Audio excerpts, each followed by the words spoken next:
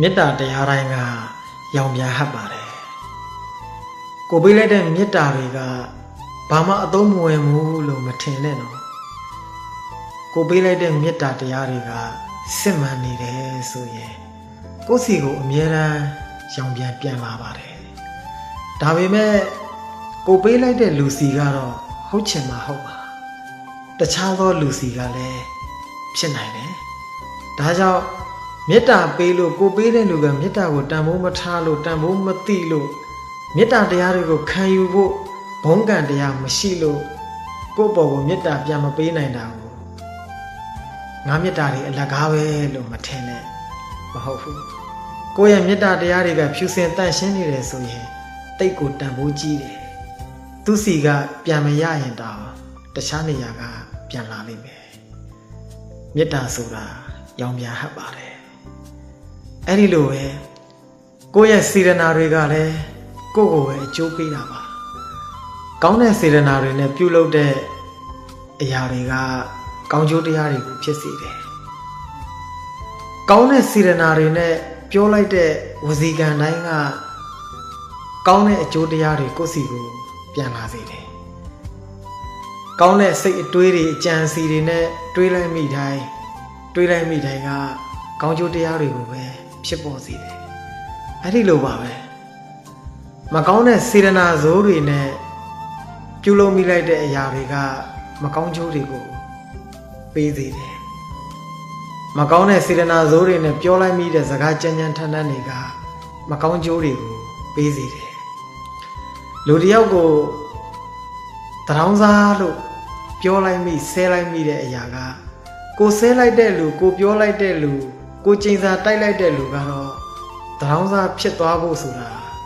မသေးကြဘူးဖြစ်ချင်မှလည်းဖြစ်မယ်ဖြစ်ချင်လည်းဖြစ်မယ်ပေါ့လေဒါပေမဲ့သေချာတာတစ်ခုကတော့ကိုကတော့တရောင်းစားဖြစ်ဖို့အတွက်မျိုးစိတ်တစ်ခုကိုစိုက်ပျိုးလိုက်မိပြီဆိုတာကိုသတိထားမိဖို့လိုတယ်အဲ့ဒီလိုပဲ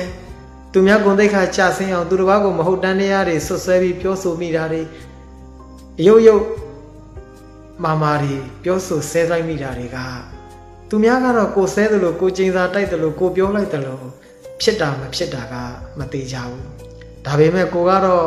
ကိုယ့်ရဲ့စေတနာဇိုးတွေနဲ့ပြောမိတဲ့အဲ့ဒီကြမ်းတမ်းတဲ့ဆဲမိတဲ့ကျင်းစာတိုက်မိတဲ့အရာတွေကကိုယ့်အတွက်ပြန်ပြီးတော့မျိုးစိချလိုက်မိပြီဆိုတာကိုတော့တတိထားပြီးတော့ရှောင်ကျဉ်နိုင်ဖို့လိုတယ်အဲ့ဒီလိုပဲစေတနာဇိုးနဲ့အတွေးမားတွေသူတို့ဘာပျက်စီးကြောင်းတွေသူတို့ဘာဒုက္ခရောက်တာကိုဝမ်းသာတဲ့အတွေးမျိုးတွေကိုလည်းမတွေးမိပါစေနဲ့လူဆိုတာကသူတို့ဘာကိုဒုက္ခရောက်စေခြင်းနဲ့အတွေးတွေကြောင့်ပဲကိုယ့်စီကိုဒုက္ခတွေပြန်လာကြရတာဒါကြောင့်စေတနာဆိုတာအကျိုးပေးပါတယ်ကိုယ်စေတနာကောင်းရင်အကျိုးပေးလဲကောင်းပါဘူး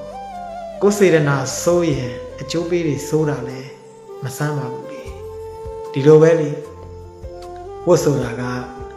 လေတတ်တယ်ဒါကြောင့်ဘဝရဲ့လက်ကျန်အချိန်တွေမှာစိတ်ကောင်းထားပါမေတ္တာတရားတွေစစ်မှန်ပေးနိုင်တဲ့မေတ္တာရှင်တယောက်ဖြစ်အောင်ကြိုးစားပါနောက်တစ်ခုကစေတနာဇိုးတွေနဲ့မပြောမိပါစေနဲ့မလုပ်မိပါစေနဲ့မတွေးမိပါစေနဲ့စေတနာကောင်းရင်အလုပ်တွေအပြောတွေအကြံစီတွေဆိုတဲ့ကံတွေလည်းကောင်းပါတယ်စေတနာကောင်းရင်ကံကောင်းတယ်ဆိုတာကအလုပ်တွေကောင်းတယ်အဲ့ဒီတွေအကျိုးပေးတွေကောင်းပါပဲလေဒီလိုပဲကိုကအနိုင်ရလိုက်ပြီလို့မထင်တဲ့လူတယောက်ကိုအနိုင်ပြောလိုက်ရလို့အနိုင်ကျင့်လိုက်ရလို့ငါနိုင်လိုက်ပြီလို့မထင်နဲ့ကိုယ့်အတွက်စိုးကြိုးတွေဝတ်ကြွေးအသစ်တွေကိုချလိုက်မိပြီဆိုတာကိုတော့တွေးဖို့လိုတယ်ဒါကြောင့်ဘဝရဲ့လက်ကျန်ချိန်တွေမှာကိုယ်စိတ်နှပြကျမ်းမာရှင်လန်းစွာဖြင့်စီးပွားရေးတွေလူမှုရေးတွေအောင်မြင်အောင်ကြိုးစားပွားများအားထုတ်နိုင်ပြီးဝိပဿနာတရားတို့ကိုအားထုတ်နိုင်၍ခန္ဓာပေါ်ဉာဏ်ရောက်တဲ့ပုဂ္ဂိုလ်များဖြစ်နိုင်ကြပါစေအချစ်မခံရလို့လေတိတ်ပြီးတော့ဝမ်းနည်းမနေနဲ့အမုန်းခံရလို့လေတိတ်ပြီးတော့ဝမ်းနည်းမနေပါနဲ့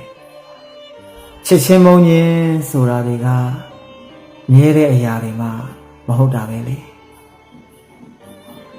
အချစ်ခံရတဲ့အခါဂယုစိုက်တဲ့မြောက်ပင့်နဲ့ချီးမွမ်းကြတယ်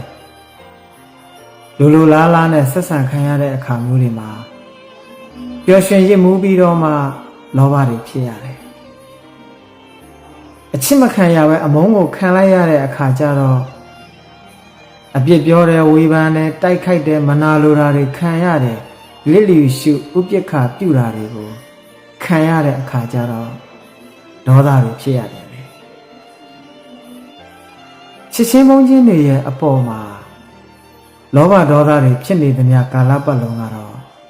စိတ်ဓာတ်ကြန့်ခိုင်တဲ့လူတစ်ယောက်ဘယ်တော့မှဖြစ်မှာမဟုတ်ဘူးစိတ်ဓာတ်တည်ငြိမ်အေးချမ်းတဲ့လူတစ်ယောက်ဘယ်တော့မှဖြစ်လာမှာမဟုတ်ဘူးဒါကြောင့်ချစ်ချင်းမုန်းချင်းတွေနဲ့တွေ့ကြုံရတဲ့အခါစိတ်ဓာတ်ကိုတည်ငြိမ်အောင်ရင့်ကျက်အောင်ကိုယ်စိတ်ကိုအေးချမ်းအောင်နေတတ်ဖို့အတွက်ပြင်ဆင်ထားပါဒါမှသာလေနှလုံးစိတ်ဝမ်းငြိမ်းချမ်းမယ်လို့လားနှလုံးစိတ်ဝမ်းငြိမ်းချမ်းကြပါ